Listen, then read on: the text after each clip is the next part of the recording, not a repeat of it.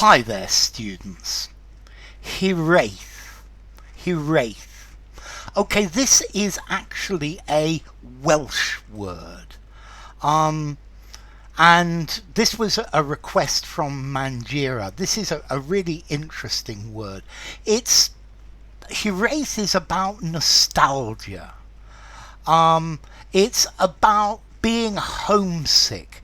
It's about longing for something or for somewhere or for a time that no longer exists, or something that never was. So, for example, when you sit and you think about your childhood and you wish that you were still playing in your room as a child, that would be Hiraeth.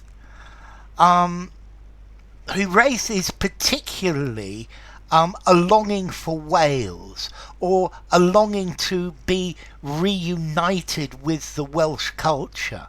But this is perhaps for people who are out of the country, who perhaps they live in England, they live in London, they live somewhere else. And Hiraeth is this homesickness, but with a sadness over something that's gone, something that's departed, particularly in the context of Wales or the Welsh culture. I almost feel that Hiraeth is longing for the Welsh culture of the Druids. Let's see, this word Hiraeth, or Hiraeth in Cornish and Breton, exists also in Galician as well. In Portuguese they have this word Saudade, or I would also say Morinha, and it's this nostalgic feeling for something that you loved but it's absent. It's no longer there, it's no longer part of your life. It's a longing to go back to a world that no longer exists. I very often think perhaps Sir Walter Scott, his romantic novels like Ivanhoe, is Hiraeth for the world of Anglo-Saxon knights, from the Middle Ages. It's a sadness over something that is lost, something that's departed, and something that you're never going to get back. I think also you need to remember as well that the Welsh language was actually illegal for many years, but also this Hiraeth is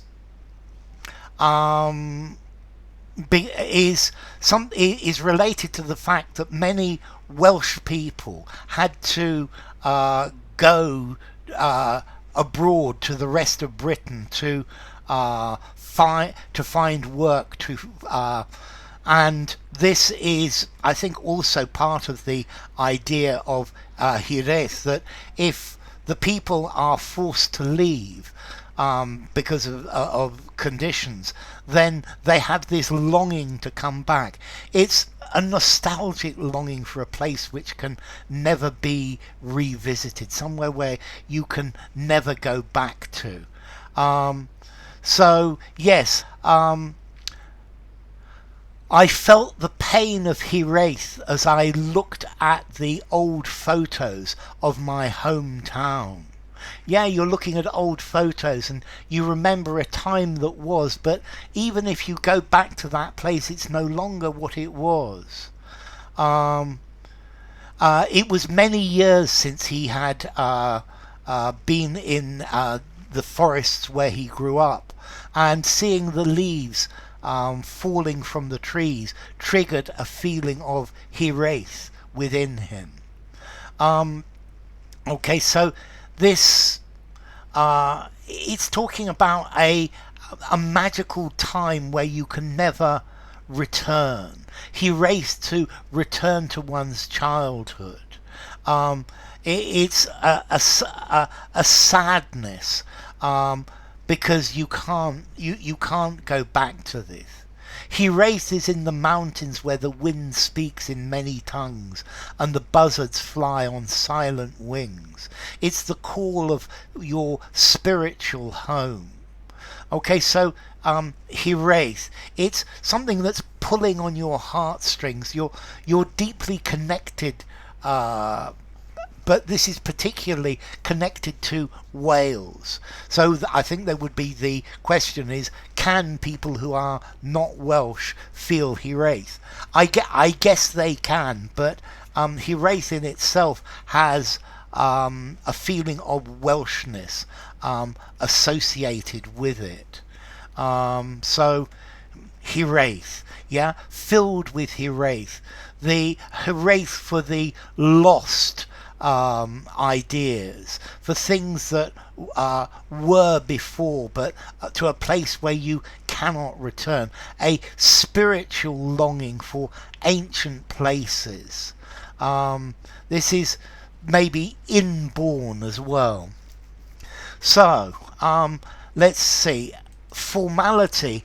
If you use this word, I think a lot of people are not going to understand it, but use it and explain it. I think I would probably give it a 6.5 in formality. I think it would be best used in a semi-formal or formal writing, but I think you could use it in other places. And let's see, it comes from a Proto-Celtic, Siraxto, a longing for something. So you've got Cornish Hiraeth, a longing for something, from here to long. So, Hiraeth.